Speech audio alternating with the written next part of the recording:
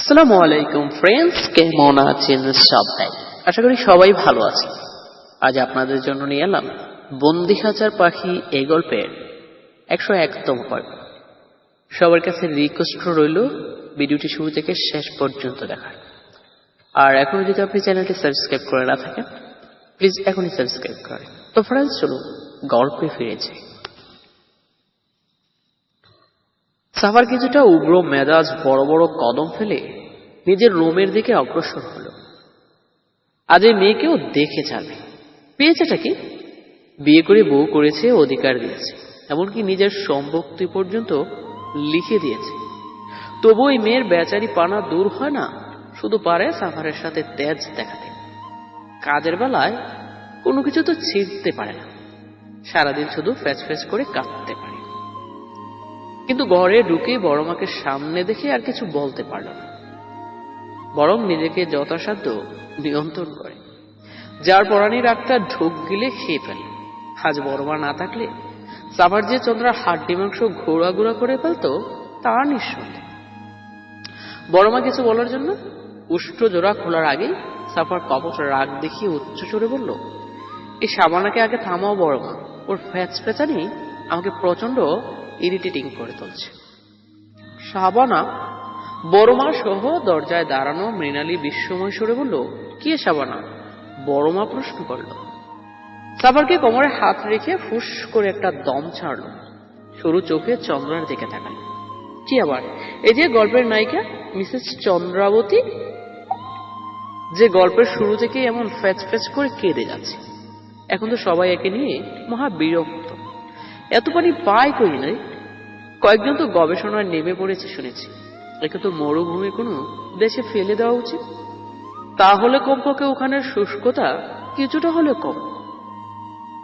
চন্দ্রা বড় মায়ের বুক থেকে মাথা তুলে সাফারের দিকে তাকালো। রাগে ওর পুরো শরীর জ্বলছে। এতক্ষণ নিচে বলা সাফারের প্রত্যেকটি কথাই চন্দ্রা শুনেছে। অনেকদিন পর সাফারের প্রতি একটা ভালো লাগা কাজ করেছে। কিন্তু এই মহান ব্যক্তি আবারও চন্দ্রার কল্পনায় পানি ঢেলেন। এখন তো চন্দ্রার একটা বাস এনে এই পাষাণ মানুষটার মাথা ফাটিয়ে দিতে পারলে বাঁচে। এই, এভাবে তাকিয়ে আছিস কেন? সাফার এক কদম এগিয়ে রাগ দেখিয়ে বলল চন্দ্রাকে, এমন তাকানোর নিচে দেখাতে পারলে না? মুখ নেই তোমার? নাকি আত্মসম্মানের মাথা খেয়েছ? সাফার, শান্ত হো বাবা। এত উত্তেজিত হলে কিভাবে হবে? ও ছোট মানুষ, ওকে বুঝিয়ে বলিস পরে। কাকে ছোট বলছো বড় মা? একে? সাফার তাচ্ছিল্য সরে গেল। আর তোমার কি মনে হয় আমি ওকে বোঝানোর চেষ্টা করিনি? এর আগেও 1000 বার বলেছি। আর কি করব আমি? বিয়ে করেছি, অধিকার দিয়েছি, এমনকি এ বাড়ির মালিকও বানিয়ে দিয়েছি, যাতে ওকে কেউ একটা কথা শোনাবার সাহস না করতে পারে। তবু ও শুধরাবার পাত্রে না। সত্য বলতে কি, ওর স্বভাবই এমন, সারা জীবন ফ্যাচ ফ্যাচ করে কাটিয়ে দেওয়ার। সাফার শুনতো। মৃণালী কিছু বলার আগেই সাফার থামিয়ে দিল ওকে। তুই তো কিছু বলবি না, তোকে পাঠালাম ওকে সামলাতে, কিন্তু তুই দেখি সাবানার প্রেমে পড়ে গিয়েছিস। এক কাজ কর, সাবানা তো আছে, তুই কবুরি হয়ে যা, আর তোদের দুজনের জন্য আলমগীর আর রাজ্জাক খুঁজে এনে দিই। মির্জাবাড়িটা ন্যাশনাল বানিয়ে ফেলতো না? যত সব আজাইরা পাবলিক। বলেই সাফার রোম থেকে চলে যাওয়ার জন্য উদ্যত হল। কিন্তু তখনই সাফারের কথা অপমানবোধ করে আবারও কেঁদে দেয় চন্দ্রা। যা শুনতে পেয়ে সাফার এক প্রকার তেড়ে আসে চন্দ্রার দিকে। আর একবার যদি তোর ফ্যাচ ফ্যাচানি শুনি না, তাহলে তুলে একটা আছাড় মারব। চন্দ্রা ভয়ে আবারও মমতাকে জড়িয়ে ধরে। আর মমতা সাফারের দিকে চোখ গরম করে তাকিয়ে ইশারা করে এখান থেকে এখন চলে যেতে। আজ অনেক বেশি হয়ে গিয়েছে। শরীরের হিম বাতাসের ছোঁয়ায় গভীর তন্দ্রায় আচ্ছন্ন চন্দ্রার নিন্দ্রার ব্যাঘাত ঘটল। হাতের কাছাকাছি কিছু একটা খোঁজার চেষ্টা করল, ভাগ্য কমে কোনো চাদর পাওয়া যায় কিনা। কিন্তু না, হাতের কাছে কিছু না পেয়ে তদ্রাচ্ছন্ন চন্দ্রার কপার বিরক্তি কুঁচকে এল। গমের রেশ এখনো ভরপুর চোখে, অথচ এই হিম বাতাস সারা শরীরে ছুঁয়ে কেমন কাটা ধরিয়ে দিচ্ছে। এরা তো দেখি সাফার থেকেও বেহায়া। বড় নারীকে ছোঁয়ার শখ কত। নিজের ইচ্ছা শক্তির বিরুদ্ধে গিয়ে খুব কষ্টে চন্দ্রা নিজের লক্ষ্য দুটো মেলে তাকাল। আশ্চর্য, মাথার উপর চাঁদ নেই, শুধু ঘন কালো মেঘ ভরা আকাশ, সাথে চারপাশটা থেকে হালকা নীলচে রং এলে আলোর জলকানি ভেসে চোখে পড়ছে। চন্দ্রার হাত ঠাহর করতে লাগলো। আসলে কোথায়? কিছু বলার জন্য মস্তিষ্ক ক্রিয়কলাপের ব্যাঘাত করে। সবকিছু নেহাতি নিজের স্বপ্ন ভেবে উড়িয়ে দেওয়ার চেষ্টা করে আবারও চোখ জোড়া জোরপূর্বক বুঝে ফেলে। কিছুক্ষণ পর আবারও যখন চোখ মেলে তাকিয়ে একই চিত্র পড়ল, তখন নিজেকে তটস্থ করার চেষ্টা করল। হচ্ছেটা কি ওর সাথে এসব? কোনো কিছু বাবার সময় আগেই পরিচিত কণ্ঠস্বর কর্ণদ্বারে বাড়ি গেল। চন্দ্রা ফিরে চমকে তাকালো নিজের পাশে। সাফার মাথার নিচে দুহাত রেখে চন্দ্রার পাশে খানিক দূরত্ব বজায় রেখে শরীরটা টান টান করে শুয়েছে। দৃষ্টি তার খোলা আকাশের দিকে। তারাহীন শূন্য আকাশের মেঘেদের লুকোচুরি চলছে। সাফার মুগ্ধ নয়নে তাকিয়ে তাদের সেই সৌন্দর্য নয়ন ভরে লুকে নিচ্ছে। ঠোঁটের কোণে লেগে আছে চিরচরিত তার সেই রহস্যময় হাসি। চন্দ্রা কিং কর্তব্য বিমূঢ় লাফিয়ে শোয়া থেকে বসে পড়ল। আরপাশ তাকে ভালো করে পর্যবেক্ষণ করে নিজের বর্তমান অবস্থা যাচাই করে নিল। কোথায়? চেনা পরিচিত জায়গার আভাস পেয়ে বোঝার আর বাকি থাকলো না এটা যে মির্জাবাড়ির ছাদ। কিন্তু ভাবনার বিষয় হলো, ওখানে কি করে? ওর তো এখানে থাকার কথা ছিল না। ওর স্পষ্ট মনের স্মরণে আছে ও নিজের রুমেই ঘুমিয়েছিল। আজ বাড়িতে এত কিছু হলো যে ক্লান্ত শরীর বিছানায় এলিয়ে দেওয়ার সাথে সাথে চন্দ্রার অক্ষিপ্লব তন্দ্রায় আচ্ছন্ন হয়ে পড়ে। আবারও একবার চারপাশ নজর ঘোরালো। খোলামেলা চাঁদের মাঝখানে ফ্লোর থেকে খানিক উঁচুতে কাঠের বেড়ির উপর তোষক বিছানো, যা শুভ্র রঙের চাদরে আবৃত। তোষকের চারপাশে 4টি স্তম্ভ, সেখানেও সাদা পর্দা যা বাতাসে উড়ে বেড়াচ্ছে। তার আপন মনে ছাদের কার্নিশগুলো ঘেঁষে লাগানো লোহার খাম্বাগুলোতে সাদা রঙের বাল্বের পরিবর্তে আজ হালকা নীলচে রঙের আলো জ্বলছে। খোলা আকাশ, নীলচে আলো, শুভ্র চাদর, হিম বাতাস এক মহরম রোমান্টিক পরিবেশ সৃষ্টি করেছে। পুরো শরীরে শিহরণ হতে লাগলো।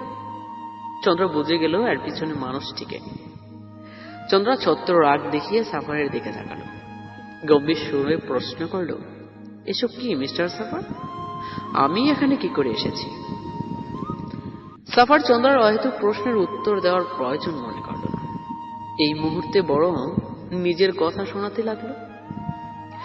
উপরে তাকিয়ে দেখো চন্দ্রা, হাতে নীলাম্বরের মুখখানি ভীষণ বড়। মেঘের কারণে নীলাম্বর চন্দ্রা নাকি কোথায় যেন লুকিয়ে পড়েছে। নীলাম্বর মেঘকন্যাকে কত অনুরোধ করলো জানো, নিজের চন্দ্র স্নিগ্ধ মুখখানি একবার দেখানোর জন্য। কিন্তু মেঘকন্যা বড্ড জেদি। কিছুতেই নীলাম্বরকে আজ চন্দ্রার দর্শন করতে দেবে না।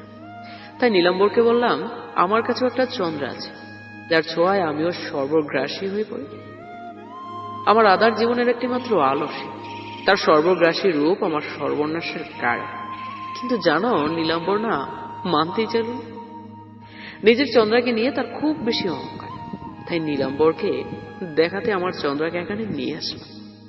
দেখো তো, তোমাকে দেখে নীলাম্বর কেমন লজ্জায় মুখ লুকিয়ে নিয়েছে। নিশ্চয়ই তার হিংসা হচ্ছে এখন। সাফার বিস্মিত হাসল। তার হিংসা হচ্ছে এটা ভেবে আমার চন্দ্রার সামনে তার চন্দ্রা কিছুই না। চন্দ্রাকে হাজার মানুষ চোখে দেখে, অথচ দেখো আমার চন্দ্রাকে আমি ব্যতীত কারো চোখে দেখার সুযোগ নেই। এসব ভেবে নীলাম্বর চলে পড়ছে।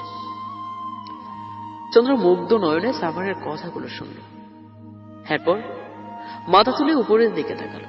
সত্যিই ঘন কালো মেঘের আড়ালে নীলাম্বর যেন নিজেকে লুকাতে আজ ব্যস্ত হয়ে পড়ে। চন্দ্রার লজ্জার হাসি পেল হানমনে। কিছুক্ষণ উপরে তাকিয়ে থেকে বলল, বৃষ্টি হবে মনে হয়।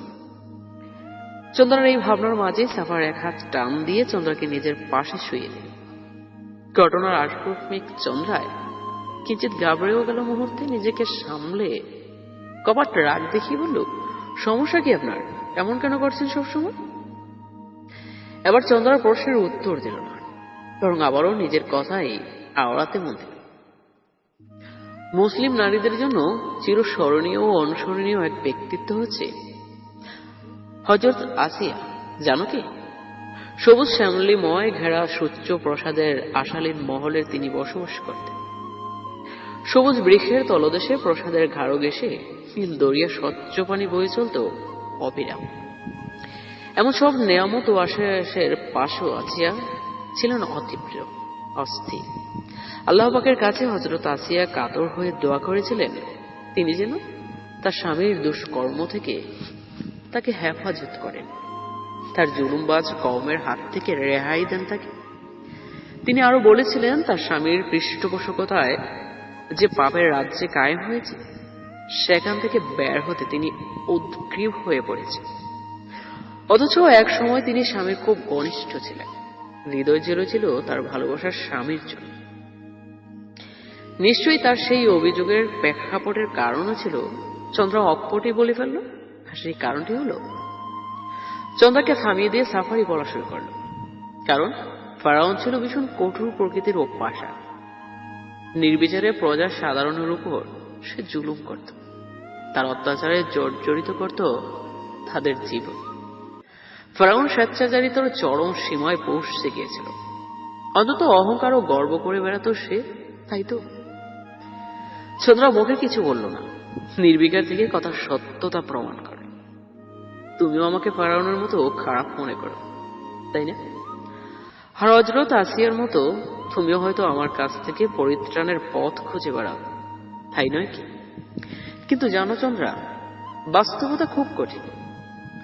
সাফার হতাশ সুরে বলল, সত্য শব্দটি খুবই তিক্ত একটি ভাষা, যা হজম করা সবার পক্ষে সম্ভব নয়। কোন মানুষ জন্মগত খারাপ না, শুধু খারাপ হয় সে মানুষটির সাথে অতীতের ঘটে যাওয়া কোনো খারাপ পরিস্থিতি। তখন চলার পথে জীবনের কঠিন সত্যগুলো তোমাকে পাষাণ করে তুলবে, পরিস্থিতি তোমাকে জালিম বানিয়ে ফেলবে, তুমি চেয়েও কিছু করতে পারবে না তখন। চন্দ্রা বলল, সব মানুষের জীবন কষ্ট আছে, দুঃখ আছে, তাই বলে তারা পরিস্থিতির চাপে পড়ে এমন হয়ে যায় না। আপনি নিজেকে যতই সাফাই দেওয়ার চেষ্টা করেন, এতে আপনার পাপ মোচন হবে না। সাফার বলল, কে বলেছে তোমাকে আমি পাপ মোচন করতেছি? তাছাড়া দুটো মানুষের চিন্তাধারা এক পথে এগোনোর কথা হয়। তোমার চোখে যা ভুল আমার চোখে সেটা সঠিক বলে হতে পারে। জানো চন্দ্রা, আমার বয়স যখন কম ছিল তোমার মতো, তখন আমিও ভাবতাম ভুল তো বলি, তার সাথে আপোষ করতে যাব কেন? কিন্তু জীবন আমাকে চলার পথে আঙুল দিয়ে দেখিয়ে বুঝিয়ে দিয়েছে ভুল ঠিক বলতে কিছুই নেই জীবনে। জীবন সংগ্রামের পথে তখন সবই ঠিক মনে হতো। তাই কোনটা ঠিক কোনটা বেঠিক তা না ভাবাই ভালো। কারো নজরে নয়, অন্তত নিজের নজরে নিজেকে ঠিক রাখা জরুরি। চন্দ্রা বলল, তার মানে আপনার মনে হয় আপনি যা করছেন সব ঠিক? চন্দ্রা আহত সুরেই বলল। সাফার বলল, না, তেমন কিছু মনে করছি না আপাতত, বরং আমি জানি আমার কর্মফল আমি একদিন পাব। অবশ্যই সেটা সুমিষ্ট হবে না, কিন্তু আমি প্রস্তুত তা আমি হজম করতে। কিন্তু আমার কর্মের শাস্তি তুমি কি করে দাও আমাকে? তার জন্য তো উপরওয়ালা আছে। তো ফ্রেন্ডস, আজকের পর্ব এ পর্যন্তই। আশা করি আপনাদের ভালো লেগেছে। যদি ভালো লেগে থাকে একটি লাইক দিয়ে দেবেন। আজ আসি, দেখা হবে নতুন পর্বে। সবার কাছে রিকোয়েস্ট রইল চ্যানেলটি সাবস্ক্রাইব করে সাথেই রাখার। অবশ্যই কমেন্ট করতে ভুলবেন না।